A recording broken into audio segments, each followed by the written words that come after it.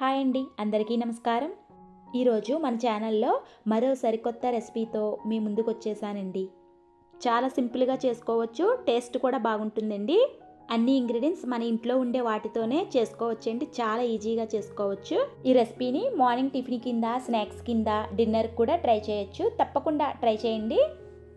ఈ రెసిపీ కోసం ముందుగా 1 కప్పు గోధుమ పిండి, పావు కప్పు మైదా పిండి వేసుకోండి. మైదా పిండి వద్దనుకున్న వారు గోధుమ పిండే వేసుకోండి. ఇందులోకి 1 టేబుల్ స్పూన్ పంచదార వేసుకోండి. పంచదార వేసుకోవడం వల్ల మంచి కలర్, మంచి టేస్ట్గా వస్తాయి. 1/2 teaspoon salt, 1 tablespoon oil వేసుకోండి. ఆయిల్ బదులు బటర్ అయినా, నెయ్యి అయినా వేసుకోవచ్చు. ఇప్పుడు ఈ పిండిలోకి కొద్దిగా నీళ్లు పోసుకుంటూ మనం చపాతీ పిండికి ఎలా అయితే ప్రిపేర్ చేసుకుంటామో పిండిని అలా రెడీ చేసుకోవాలి. పిండిని ఇలా సాఫ్ట్గా కలుపుకుని ఒక 10 నిమిషాలు పక్కన పెట్టుకుందాం. నెక్స్ట్ మీడియం సైజు ఉన్న 2 బంగాళదుంపల్ని తీసుకుని పైన తొక్కని తీసేయండి. తురుముకుని ప్లేట్ని తీసుకుని బంగాళదుంపల్ని తురుముకోవాలి. ఈ తురుముని ఒక బౌల్లోకి వేసుకుని నీళ్లు పోసుకుని పక్కన పెట్టుకోండి. నెక్స్ట్ స్టవ్ మీద ఒక కడాయి పెట్టుకుని 1 టేబుల్ స్పూన్ ఆయిల్ వేసుకోండి. ఆయిల్ హీట్ అయ్యాక ఇందులోకి 1 టేబుల్ స్పూన్ ఆవాలు, 1/2 టీ స్పూన్ జీలకర్ర, 2 రెమ్మల కరివేపాకు వేసుకోండి. తాలింపు ఫ్రై అయ్యాక సన్నగా కట్ చేసుకున్న ఉల్లిపాయ ముక్కల్ని 1 కప్పు వేసుకోండి. చిన్నగా తరిగిన పచ్చిమిరపకాయ ముక్కలు కూడా వేసుకోండి. ఉల్లిపాయ ముక్కలు మంచి కలర్ వచ్చాక ఇందులోకి 1/2 టీ స్పూన్ అల్లం వెల్లుల్లి పేస్ట్ వేసుకోండి. వేసుకున్నాక ముందుగా రెడీ చేసి పెట్టుకున్న బంగాళదుంప తురుముని నీళ్లు పిండి వేసుకుని మొత్తం ఒకసారి కలిపేసుకోండి. ఇందులోకి కొద్దిగా పచ్చి బఠానీలు వేసుకోండి, టేస్ట్ బాగుంటుంది. మీకు ఇష్టమైతే వేసుకోండి, లేకపోతే క్లిక్ చేసేయచ్చు. 1/2 టీ స్పూన్ పసుపు, 1 టేబుల్ స్పూన్ గరం మసాలా కానీ, చికెన్ మసాలా లేదా మ్యాగీ మసాలా అయినా వేసుకోవచ్చు, టేస్ట్ అయితే బాగుంటుందండి.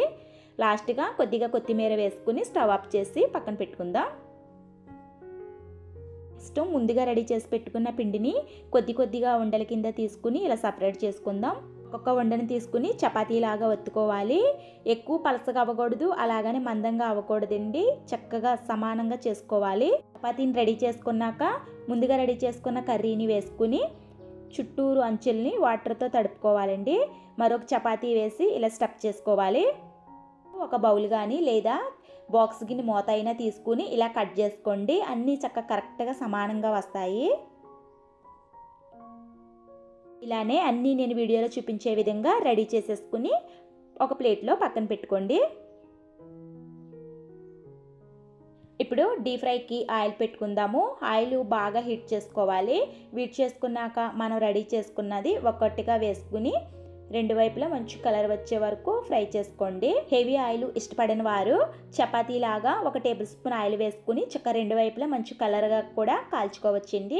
టేస్ట్ అయితే చాలా బాగుంటుంది. ఆయిల్ ఇష్టపడిన వారు అలా కూడా ట్రై చేయండి. ఇలాగే మిగిలినవన్నీ లో ఫ్లేమ్లోనే ఫ్రై చేసుకోండి. దీనికి కర్రీస్ ఏం అక్కర్లేదు. ఆల్రెడీ మనం బంగాళదుంప స్టఫింగ్ పెట్టాం కాబట్టి వట్టివే తినేవచ్చు, టేస్ట్ బాగుంటుంది. తప్పకుండా ఈ కొత్త రెసిపీని మీరు కూడా ట్రై చేయండి. ఈ రెసిపీ పిల్లలకైతే చాలా బాగా నచ్చుతాయండి. తప్పకుండా ఒకసారి ట్రై చేయండి. నార్మల్ పూరీలు, చపాతీల కన్నా ఇలా చేయండి. హెల్దీ కూడా, టేస్ట్ కూడా బాగుంటుంది. పిల్లలైతే 1కి బదులు 10 తినేస్తారండి. టేస్ట్ అంత బాగుంటుంది. తప్పకుండా ఇంట్లో ట్రై చేయండి. ఓకే ఫ్రెండ్స్, ఈ రెసిపీ మీకు నచ్చినట్లయితే ఈ వీడియోని మీ బంధువులకి, స్నేహితులకి షేర్ చేయండి.